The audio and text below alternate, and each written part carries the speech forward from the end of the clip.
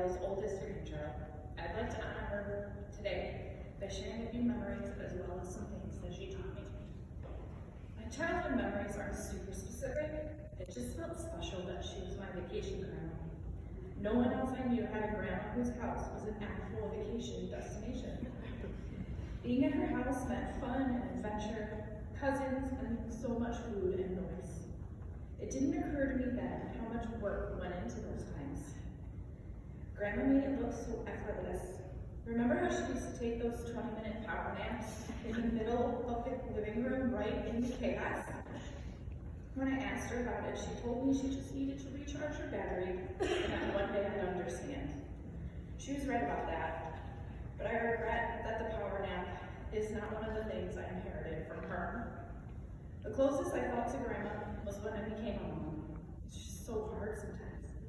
13 years in, and I'm learning that we're all just making it up as we go along. Grandma had a way of sharing her wisdom without making me ever feel less than. She always seemed so proud of me. I believed her when she told me I was doing a good job. Grandma was so accepting, not judgmental. I think it's such a hard line to walk. Grandma had such strong moral convictions, and she held herself to such a high standard. But she accepted all of us, just as we are. There was no pretense of Grandma. It always felt safe with her. One thing I'd like to learn from Grandma's amazing life is how to be soft and strong. Stories of her working nights after running a resort all day are legend. Do you know how much complaining I would do in that position? How much credit I would need? I see some of those traits passed down to my dad and his siblings. Work hard and make sure that the food will never run out. These are ways to honor her memory. Grandma loved Jesus so much. It gives me so much comfort to know she is with him now. She served him and us humbly, without making a big show of it. She showed grace to all those who came into her orbit. I'm so proud that we belong to her. I'm grateful for this family and for our matriarch who loved us so well. I know it's not a competition, but that is a really tough act to follow. My name is Katie. I am grandchild number 12, aka 12 drummers drumming in Grandma's famous Full Days of Christmas ornaments.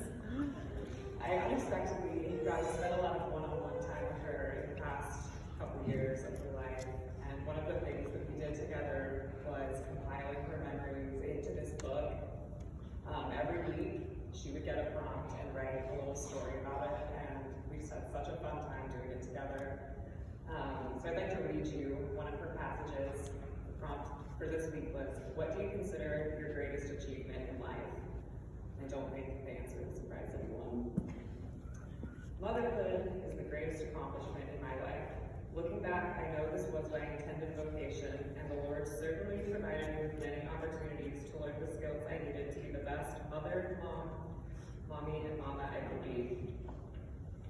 Many times it was a learning experience which started out when I was 21. I always wanted several children, and Bob and I were blessed with 6 bundles of joy from heaven that we welcomed with grateful hearts. Bob, Dawn, Chuck, Barry, Mary, and Marie, who I affectionately call my tribe, were all distinct individuals from babyhood through adulthood. I hope I have taught them some of the life skills to be the wonderful human beings they are, because they have all taught me so much. I cherish each one as we continue down this path through life together, knowing I will always be mom to them, and they will